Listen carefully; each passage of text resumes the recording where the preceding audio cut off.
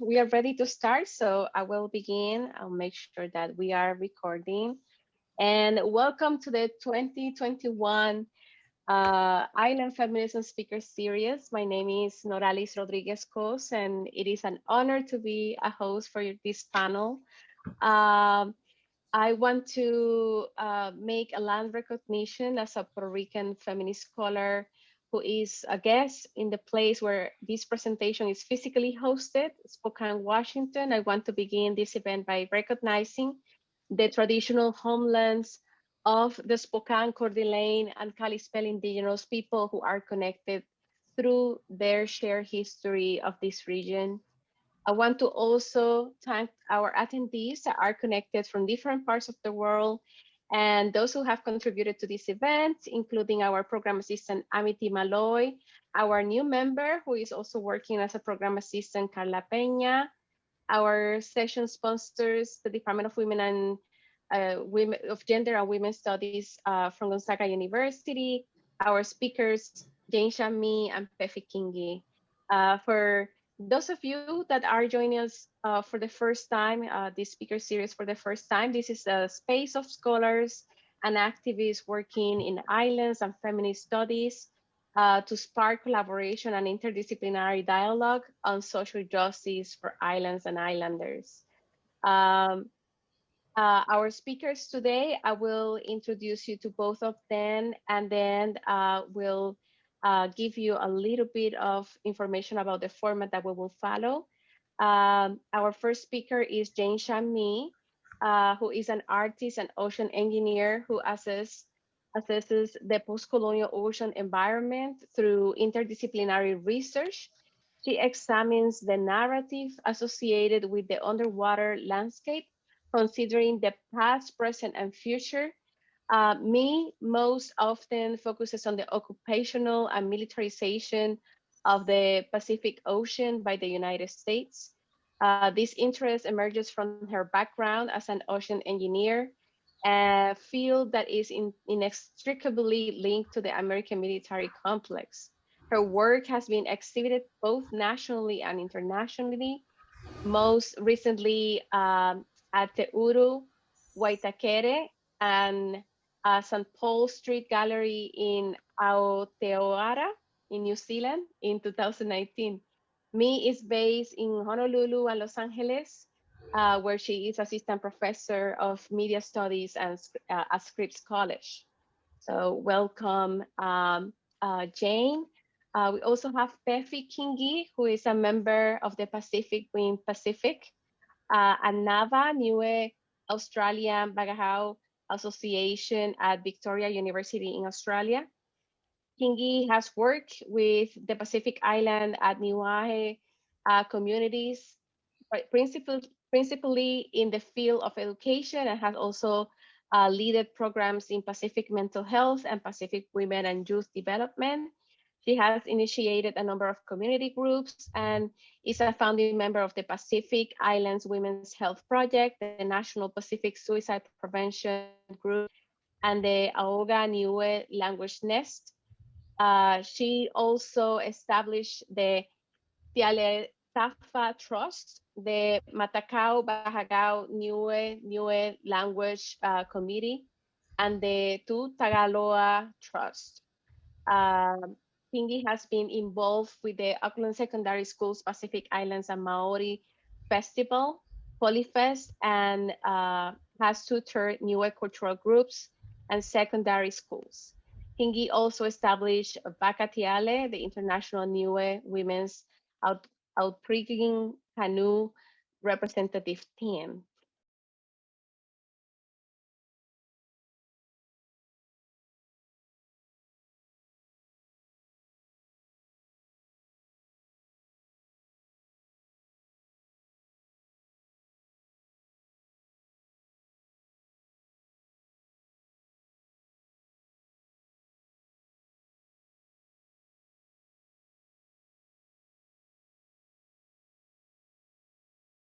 Before we begin, I want to emphasize that this presentation is being recorded and will be archived in our website for public to watch and use as an educational resource. We will start today with Chang Mi, followed by Pefi Kingi's presentation. And our program assistants, Amity and Carla, will keep attendees muted, but please feel free to write in the chat button that you see at the menu any questions you might have or any comment that you would like to give to our speakers today. These will be collected and we'll be leaving some time at the end of the presentation today for our Q&A section. So without anything else to say, I want to jump in with our presenters. First, Chang Mi, and then Pefi Kingi. Jane, it's your turn. Thank you, Morales. I'm just going to share screen. Now, whenever I talk about sharing screen, I can only think of there's this imitation on TikTok where this guy is like kind of laughing about how professors share screen. Hold on. Okay, play from the start. So I'm so excited to be here with all of you today. Thank you for having me. I'm going to talk about a new work that has kind of premiered online, but because we're not in person, I haven't been able to actually show it very much. And so I'll be showing part of probably the first 5-10 minutes of it, depending on how much time we have. It's called ɡ̑dˈzɪlə. Okay, wait, hold on. Okay, there we go. And so I wanted to start by thanking everybody. Marina, I went and took everybody's pictures. Morales, Carla gave me her picture. And Amity, thanks. Just for assisting and having us all here today. And I also wanted to acknowledge, I'm currently living on the island of Oahu. The Hawaiian Islands are illegally occupied by the United States as a coup d'etat against Queen Liliuokalani occurred on January 17th, 1893. The United States has actually acknowledged this overthrow of the Hawaiian Kingdom through the 1993 apology resolution by the US Congress.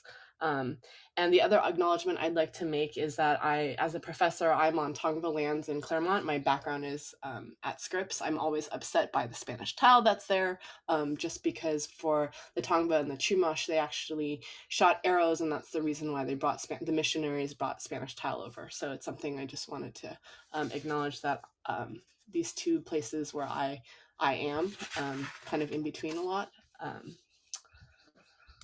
So I'm starting actually with something a little bit silly. These are my first artworks, but giving a little bit background about myself. I'm actually an American-born Chinese by way of Taiwan. I was born in Massachusetts, where my parents came to come to graduate school. I actually lived in Taiwan on and off with my grandparents until I was 5 when my gongong and popo moved to Los Angeles. My grandfather was actually a waterman, and so when we moved to California, he really missed the water because it was cold there, and that's kind of how we started our relationship with Hawaii. My cousin actually ended up marrying a Hawaiian too and lives down the street from where I am right now. Originally, I was trained as an ocean engineer. I went to UH Manoa, and I'm now an artist and academic and also a new parent. I most often, like Norella said, focus on the occupation and militarization of the Pacific Ocean by the United States, as my livelihood as an ocean engineer would have been a part of the military complex. And so the question often arises with me is, well, if you were an ocean engineer, when did you first become an artist? And so I show these photographs just kind of to have as an icebreaker, but also because I'm a new mom, and also just kind of remembering kind of where I first started my love for boats in the ocean. This was made in 1983, so if you do the math, I was about 5 then. And so I made these series of boats at camp, and my mother didn't have room for this work, so she had me photograph them. And you can tell a small child photographed them because obviously you see the shadow in the corner. They're photographed at a very low level and not photographed very well. But this one I feel like is the beginning of my trajectory in the work that I do, actually. And this is actually my favorite boat. I've been wanting to remake it as a larger scale project. To me, it resembles a double-hulled canoe of the Pacific, even though it doesn't quite, because it's very flat, and so it doesn't have that same particular hull that like you see in the colonizer ships. And so this is really important to me in a way because this kind of represents the shallow waters and the reefs and the atolls of the Pacific. I did a large project on Pearl Harbor or Pualoa, and so what happens later is the British actually dredge Pearl Harbor to make it essentially the military place that it's become now, Pearl Harbor.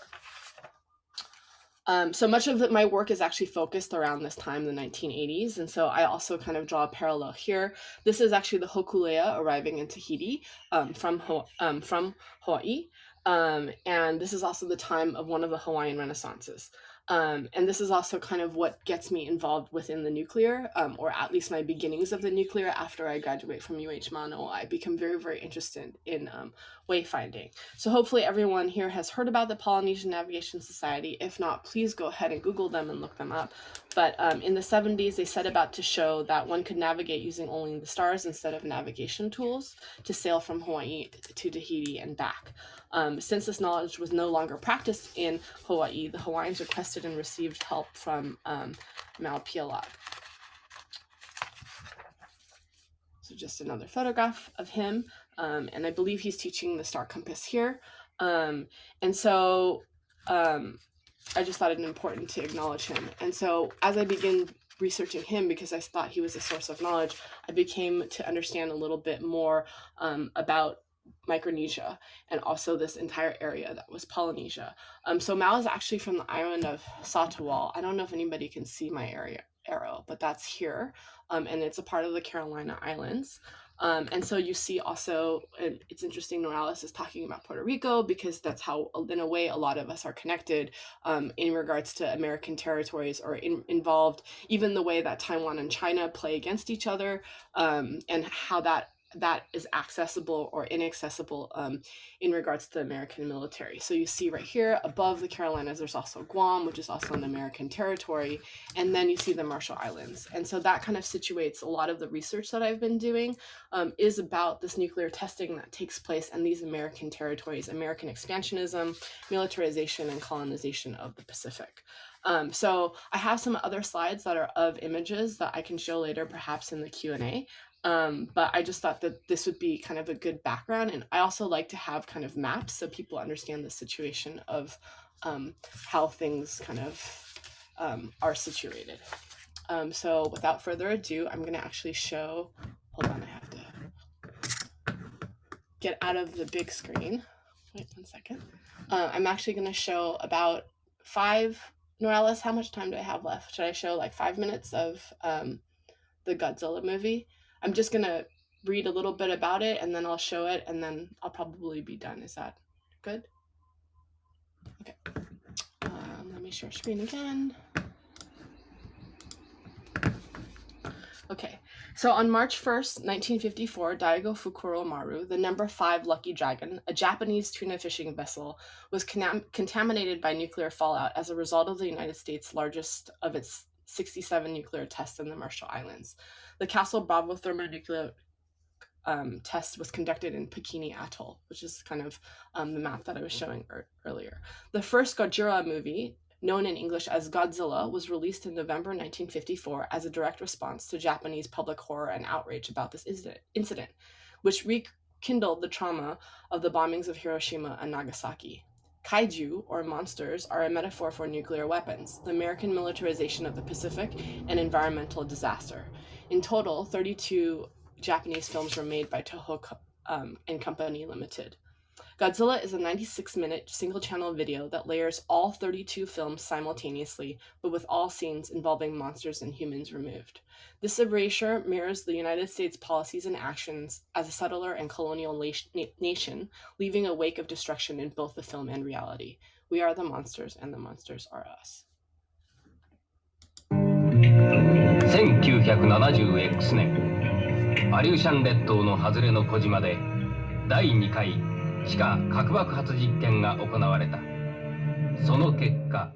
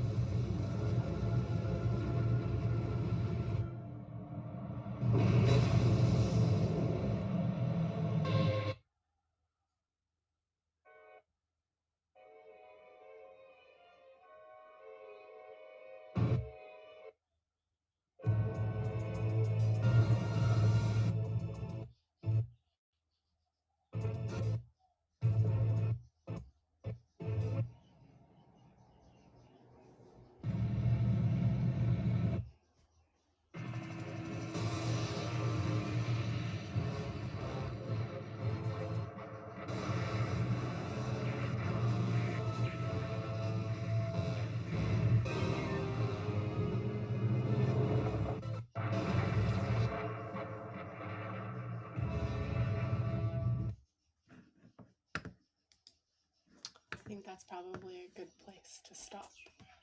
And so in conclusion, I'm sure there'll be more questions. So I'll probably, for the sake of time, kind of move into questions when you have them maybe later on. Yeah.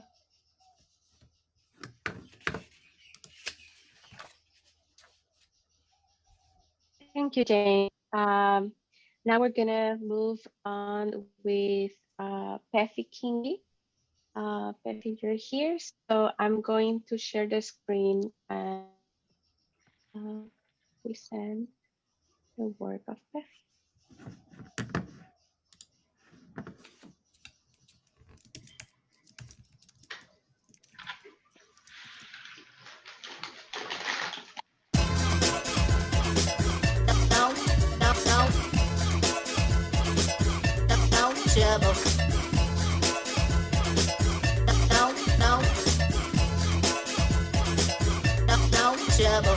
All about that bass, no trouble. I'm all about that bass, no trouble. I'm all about that bass, no trouble. I'm all about that bass, Everybody get up.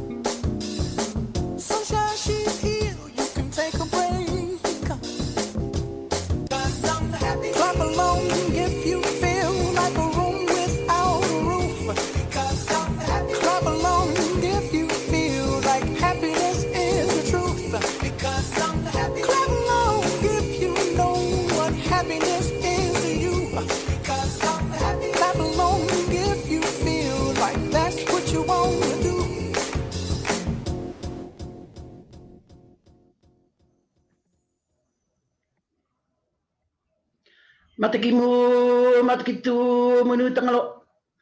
Matakimu, matakitu, manu tangalo. Whalofa lahi atu ki tautu si whaue ki atua, ko whiriweia ki mga hune, ki atu tangaloa e mawhala.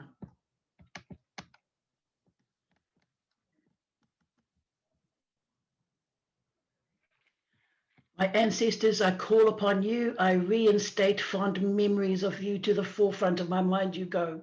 A few nights ago, I sensed your great presence. I saw you in the shadows. I reflexed and you came. I deliberated your authority and you reasserted your wisdom. I cannot remember a moment when I have not needed you. You are necessary. You are critical, relevant, welcomed. Manatu whaalofa, manatu whaamua, manatu tūmau. Audre Lorde, an inspiration of mine, civil rights activist, fought against hypocrisy and inequality, African, Caribbean, American, Black lesbian, mother, warrior, poet. In my undergraduate days, English was a double major, and as soon as Zami came out, my tattered copy would attest to this, a new spelling of my name that she produced in 1982. She described biomythography as an unfolding of my life and loves. And so she described it as an amalgamation of history, myth, and biography. This is a wonderful opportunity to present a slice of my biomythography. And so I would attest to being a Niue, a Pacifican, a mother, a grandmother, a warrior, a Pacific development activist, all of the above. But Lord's life and narrative in self-representation, instabilities in gender, genre, and identity, Lee Gilmore actually said that self-life writing is exchanged for the terrain of biomythography by Lord in Zami. And so the text represents a space in which homes, identities, and names have mythic qualities. And you know, that is most likely when you come from a culture that is oral. And so mine has been indeed verbal. And it's very difficult to maintain those histories through generations. And so at points, I have tried to check myself where I've wandered off and made it mythical and have poetic qualities, but always try to ground it in realness. Thank you for this opportunity, the team, Norales, Amity, and others. And thank you also for the honor of following Professor Jane. When I was watching your snapshot of real life, I am reminded that here in Australia, there is always a caveat that there should be, there will be, there may be representations and images of those that are deceased. And it just felt like you brought the whole million of them to the fore with reminders of anti-nuclearization and how our people mobilized in the early days against what has become that big, huge, ugly monster that still is in the Pacific. We have the dome as a representation and a reminder there at the Marshall Islands, and the US have not as yet done anything to actually remove it and remove the danger, and so our generations are affected. I was born on the 6th of whatever month in whatever year in Lord Liverpool, back in Alofi, Niue, which is also where I was educated, raised alongside Aotearoa, New Zealand, and a little bit of a stint over in the USA and California. I was in a little town called Taft, named after your 27th president, one of those little, you know, trivial things that you remember and do not forget. And so I was born in Niue, which means behold a coconut. And ours is a Pacific nation that is tiny. It's its own single atoll, one of the biggest coral atolls in the world, I'm informed. And previously, very little was known about us because we were not even on the map. And so we're about 3 hours flight northeast of Aotearoa, New Zealand, a land area of about 100 square miles. It takes about an hour to walk, run right around our island. Excuse me. And it's located between Tonga, Samoa, and the Cook Islands. It then comes as no surprise that that is the foundational ancestry lines of a Niue person. So in effect, our original inhabitants and our language actually are sourced back to Tonga, Samoa, Cook Islands. We're commonly referred to as the Rock or the Rock of Polynesia, and because we are the biggest coral atoll in the world. And the terrain is made up of limestone, and at a lower level, the coastal terrace sort of runs around and slopes into the sea, small cliffs, fairly treacherous getting around the above. And so our peoples, our women, are made of that firm stuff. And this is kind of acknowledged between us Pacificans here in the global north to south, sorry. And that's our analogy for a Niue woman. And so in a balanced act, Niue women are also generally generous, as are our skies, fun-filled as the sun shines, and we laugh at much.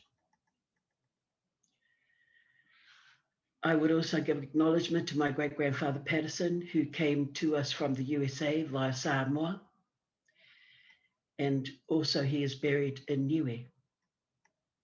On my mother's paternal side, my great-grandfather, he was also the last king of Niue. He is buried somewhere on Niue. We haven't yet found him.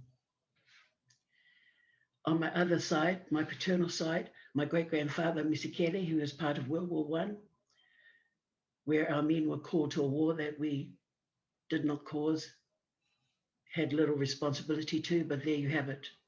He's still buried in Egypt, and we have not yet had opportunity to visit. On my other side, I come from the hardcore London Missionary Society basis, which is Whinioniha Kupuatua, which is a village of Niue, staunch Christian lot.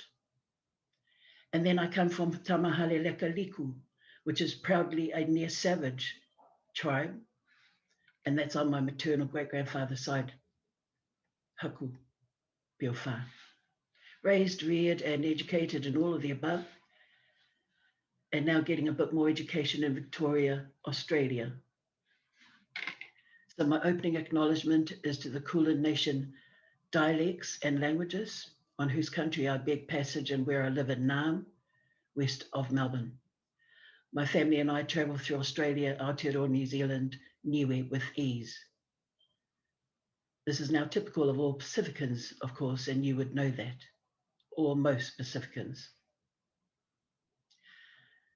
So high mobility through transnational borders. So just as well, I am the mandated Pacific focal point for the region in migration. I was born on a Monday. I'm 30 million minutes old, I understand, and I've been alive for about 500,000 hours. My next birthday is about 100 days away.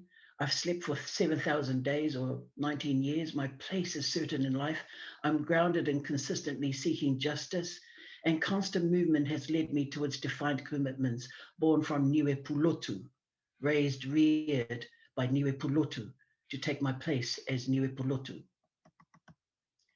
And so in terms of the concept of feminism, I sometimes feel I have been treacherous to the cause. I was actually raised, reared on some of the best Black literature ever, because it coincided with my start in education, tertiary education. But I've not taken the term on, and simply because from my own background, I am Pulotu more than I am feminist. As with all of you, my happy place is my family.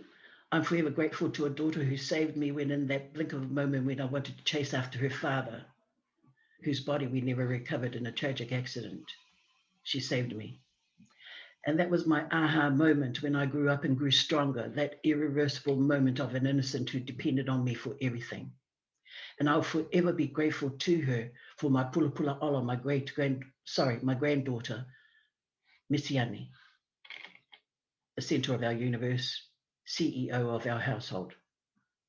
My CV a little bit reads incredibly like I'm an expert in almost all fields, but people should actually know that I'm a master of a few of these because I was just fortunate enough to be the first in many fields. There weren't many of us at the time, and I didn't have sufficient time to build depth before I got mandated, called into, directed, invited, take on other diverse handles. And so 35 years in community development, Pacific support of Māori others, women's development, youth development, low socioeconomic marginal communities, specialty in working with cross-cultural ethnic groups. Diverse areas and sectors for a long service and high commitment to education and training right across sector. And my very last role was as a public servant in the Education Review Officer, formerly the Inspectorate. Community development, human rights, women's development, gender rights, youth development, public health provision, qualitative research, heritage, Indigenous languages, cultural heritage, performing arts, social service provision in the following: family sexual violence, safety residential programs for wards of the state, domestic violence, household, sexual violence, suicide prevention, parenting skills, households at risk, youths at risk, problem gambling minimization, community and social housing, alcohol minimization, accident compensation, disability sector. I just happened to be around, and there were few of us.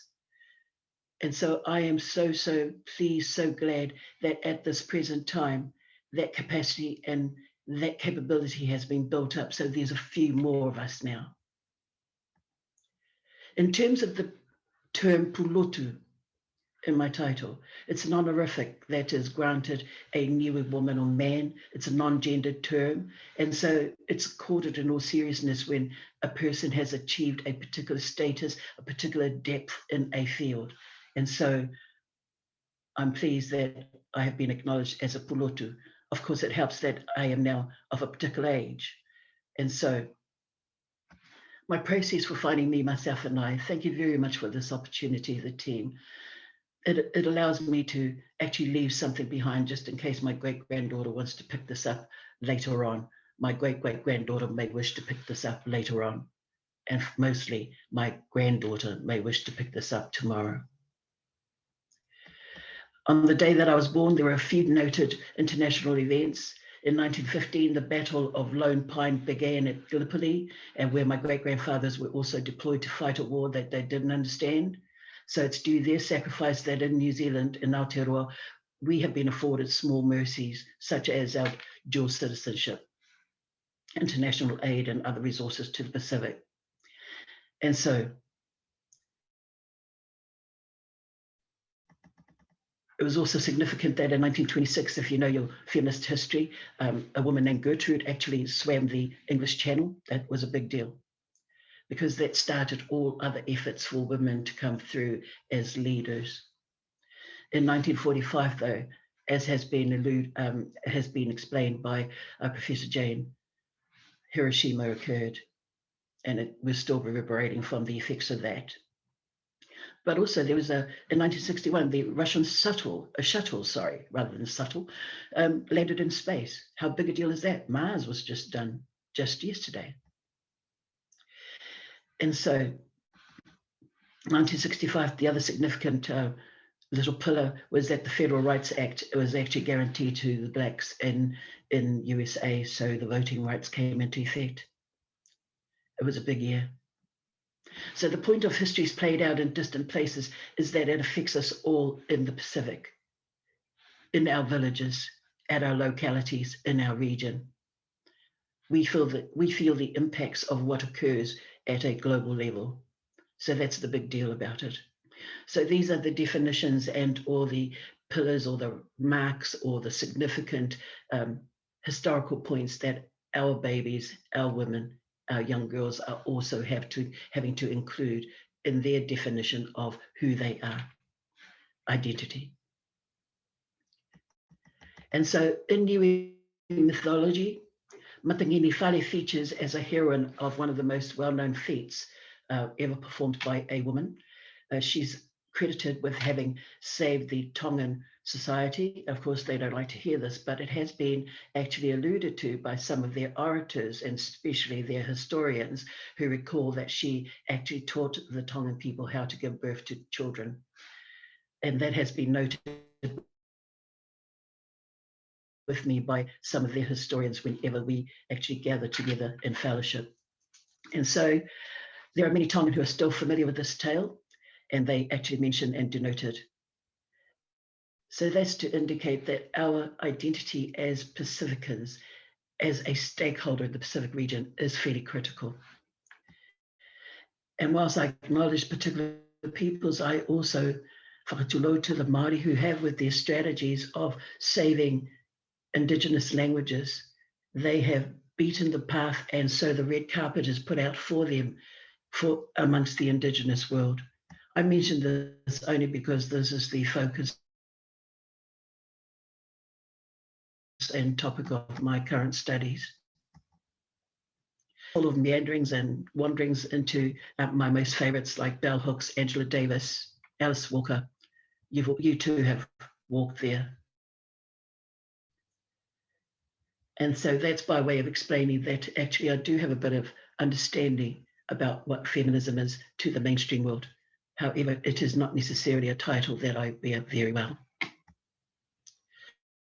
At this point, I will also share that there is a crisis at present in the Pacific, and it's not only to do with identity, as other influences do knock the doors and windows of our homes, but we're also besieged by other influences, other forces at play. Climate change. So we haven't as yet had the time nor the luxury of space and resources to actually analyze and deconstruct and redevelop ourselves in the wake of all these other oppressions, all of these other demands.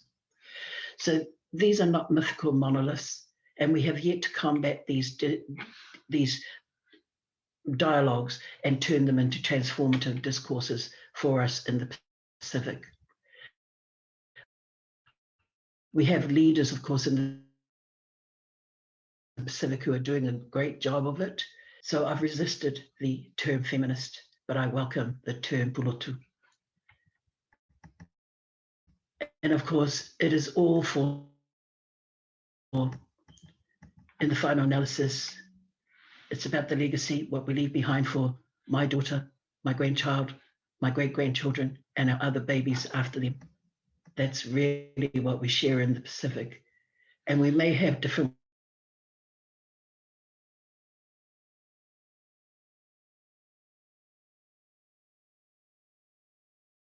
to you all. Thank you very much for giving me your ears and your time. That is one of the most precious of gifts that any woman could grant any other woman or any man.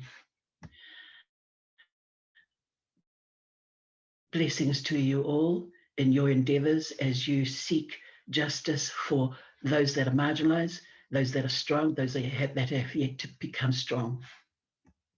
By whatever tag and identification they come to terms with who they are. As a Pulotu, I endorse and support the need for multivariate strategies, synergies, and collaborations in order to strengthen Pacific and Niue women.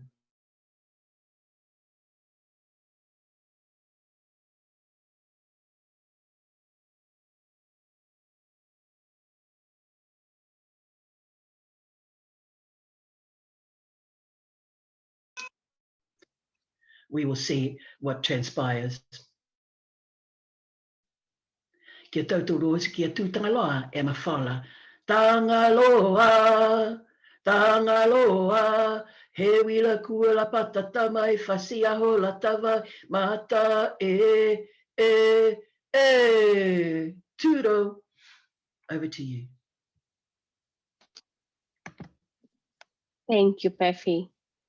Great presentations. I would like to leave now time for questions and comments from our participants. Carla and Amity, maybe you both want to lead this section? Yes, so thank you for great speakers and terrific presentations. So we are open for questions, but please feel free to use the chat and I'll read the questions to our speakers. So I'm open the chat right now and we have a question. So Pulotu is also a title of high honor in Tonga for composers. Pulotu is also a reference to an ancestral place. Is Pulotu also a reference to a place in Niue? And I apologize for the, I do not know how to say it. Niue, is that correct? And that says for Pefi.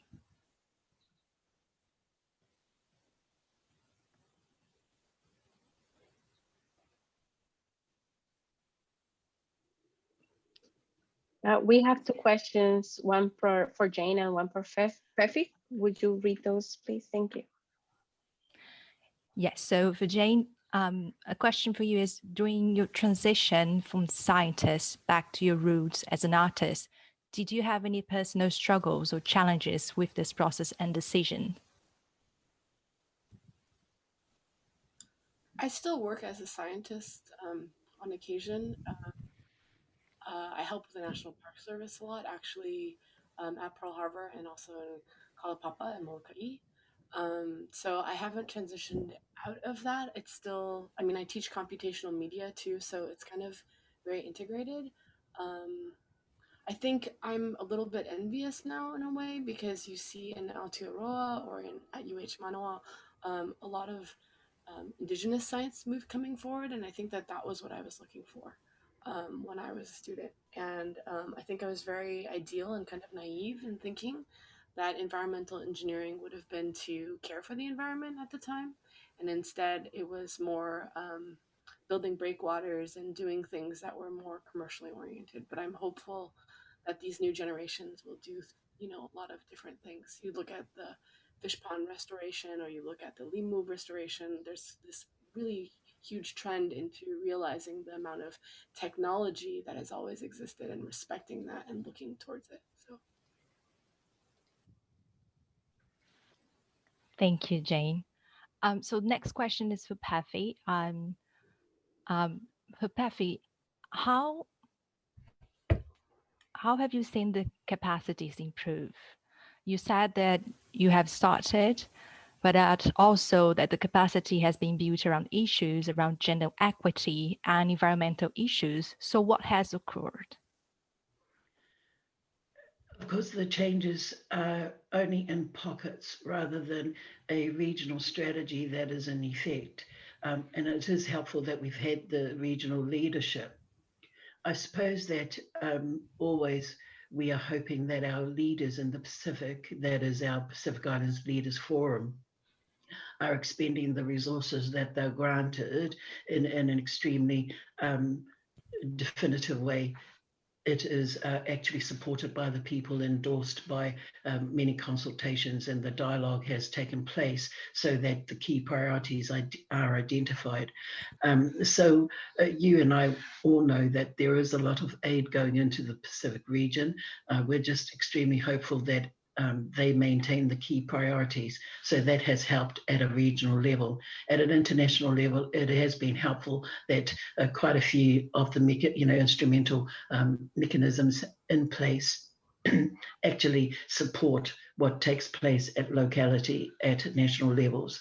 And so that is extremely helpful. In terms of the Pacific region, New Zealand in particular has been a leading light in terms of strategies towards increasing the capacity and capability of Pacific peoples. We're seeing a lot of that in Australia.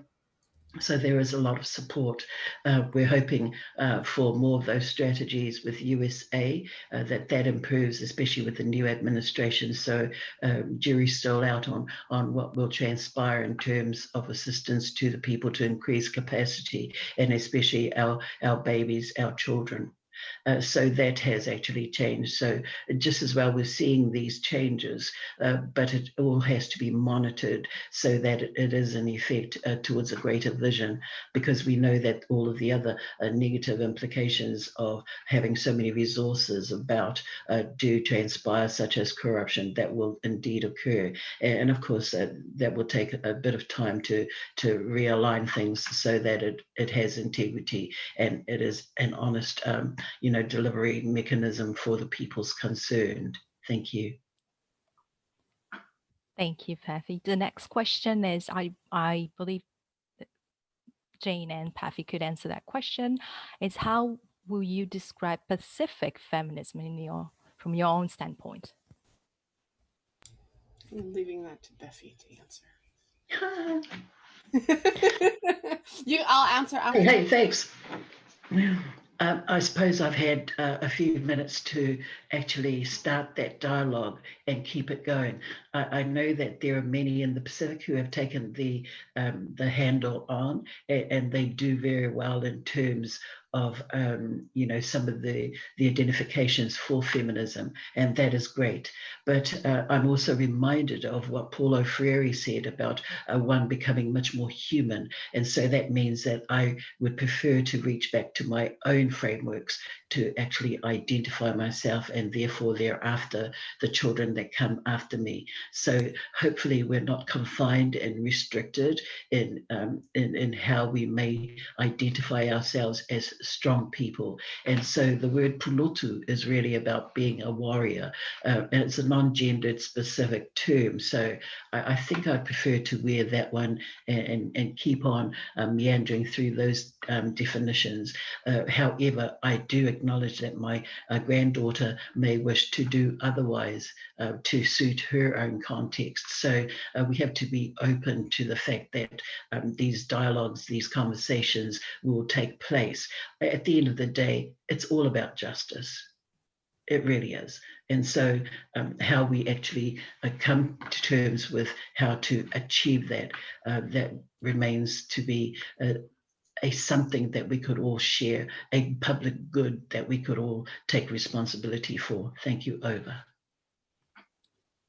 Thank you, Pefi. So for Jane, the next question is, how is being located in Hawaii or educated shape your frames? And how do you think about your work in history and Asian settlerism that is currently gaining academic currency reflection in Hawaii? So how do you think about your work in history? I think this is one of the reasons why it's very important to acknowledge where you're from and to share your own history and lineage, when, especially in talking in conferences like this, not to make it necessarily a norm, but to understand. I think this is why I shared my background being, I guess we're twice settlers over, right? Because Taiwan is not necessarily Chinese, but my parents came over to the United States, and then I myself am in Honolulu now. So I think that it's very complex, and I also think that the settler history and child, we didn't want him to streak through, which he has done before. It's quite complex, especially in Honolulu with Kanaka Mo'ili not having access to land, right? Being houseless, for instance.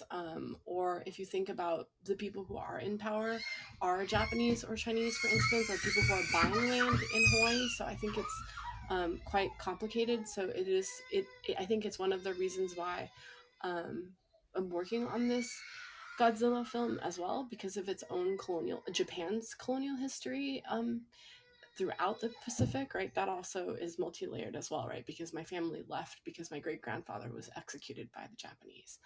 So I don't think that that's something I can answer so simply, but I'm willing to dialogue and have conversation about it. And it's part of, I think, why Hawaii is so special to me, because that is where I gained knowledge. Because otherwise, especially living on the continent, the things that we were taught are the things that you learn.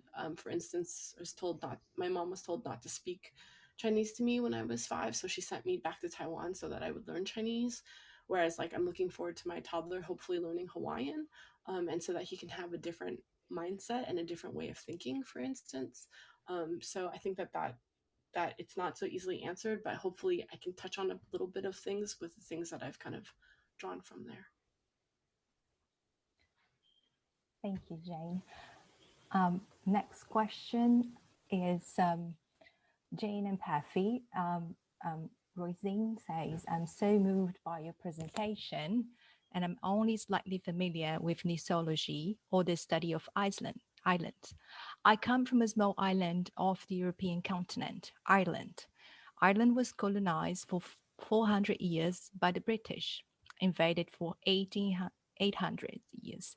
We lost our language, culture, traditions, and most recently, our religion.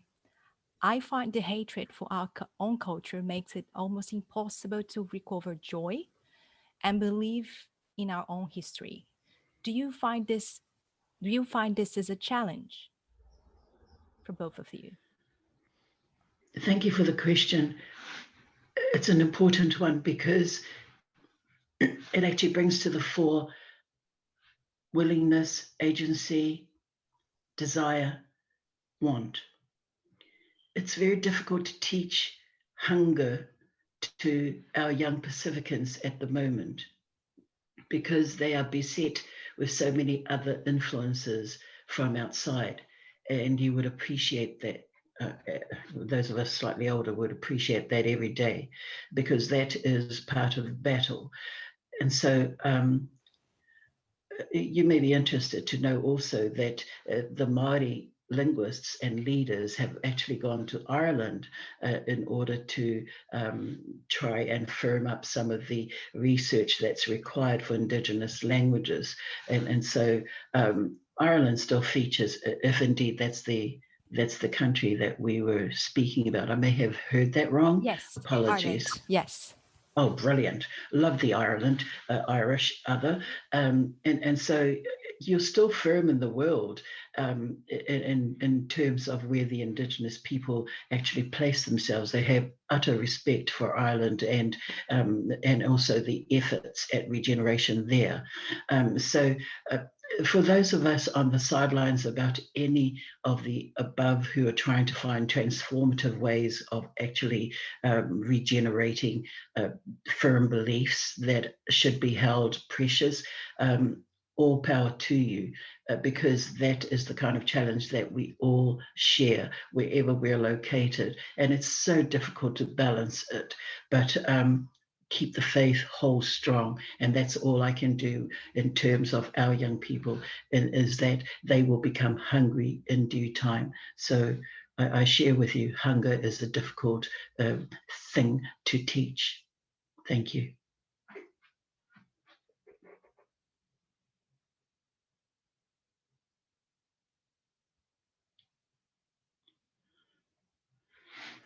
Jane, do you like to mention something?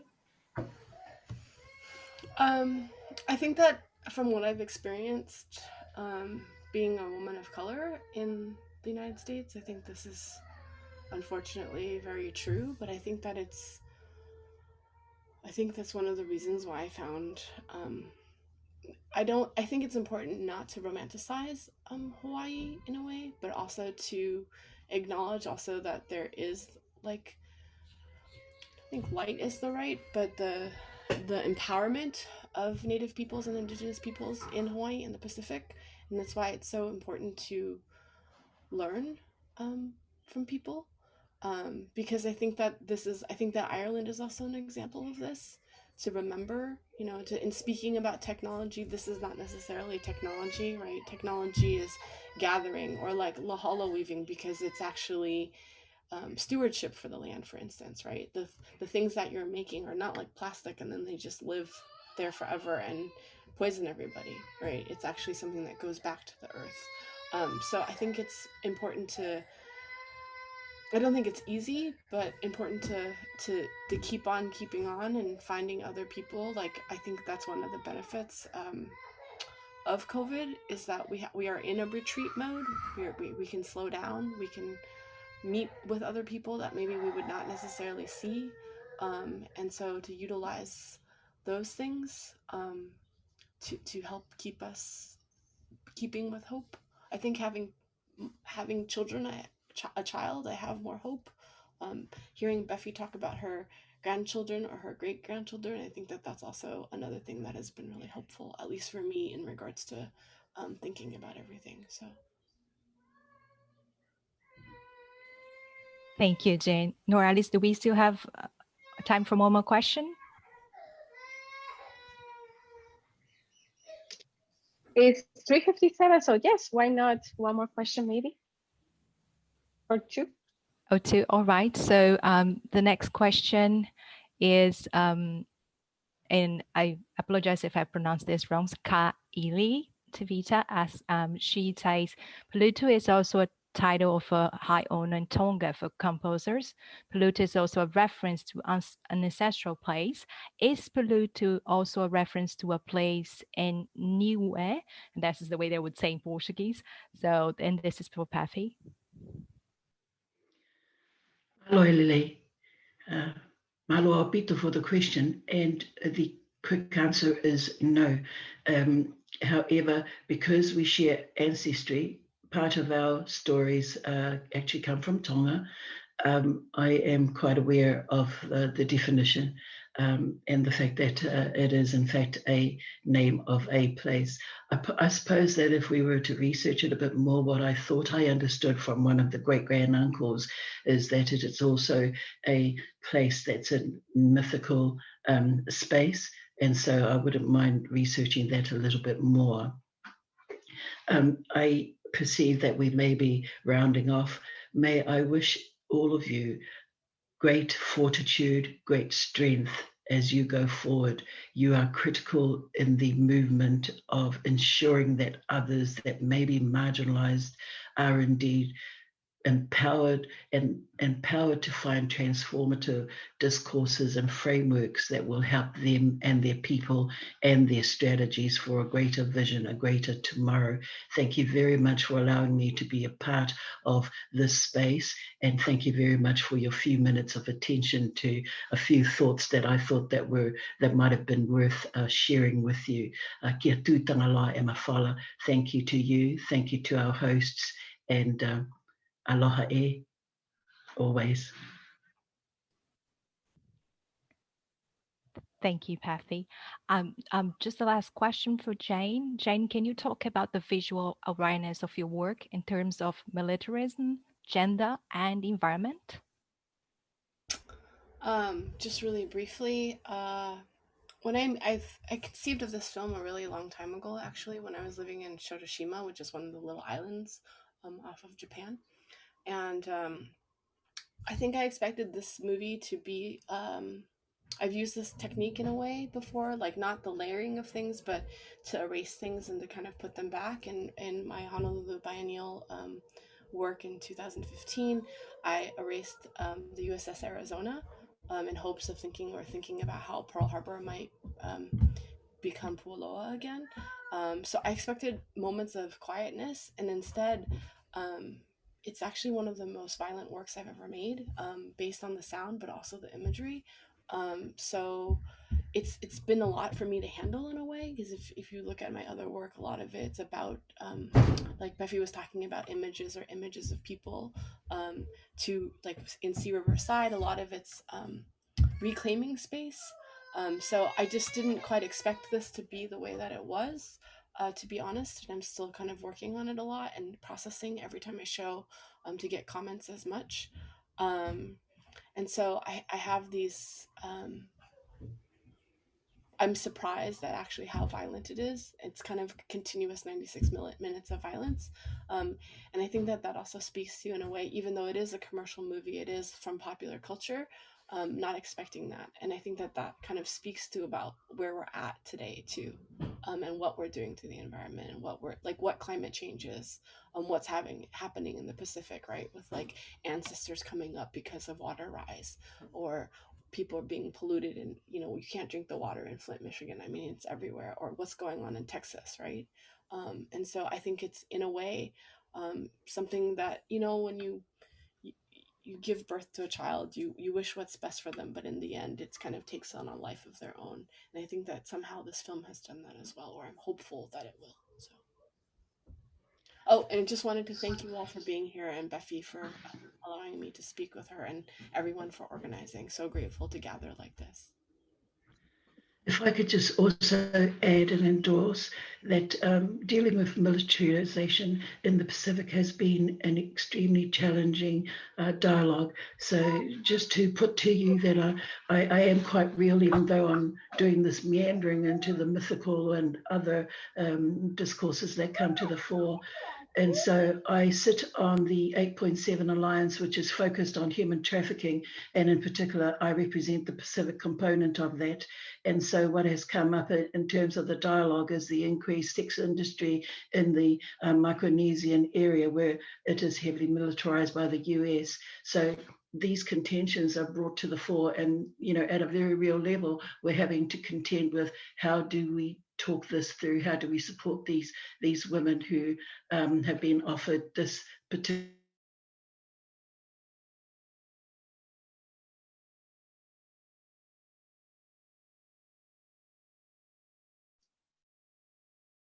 I think Pefi had a problem with her. I don't see her here, so she might join us soon.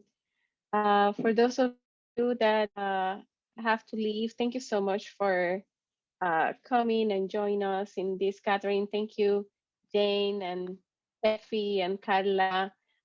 for this amazing presentation. I really enjoy it. It will be available in our website. And if nothing else,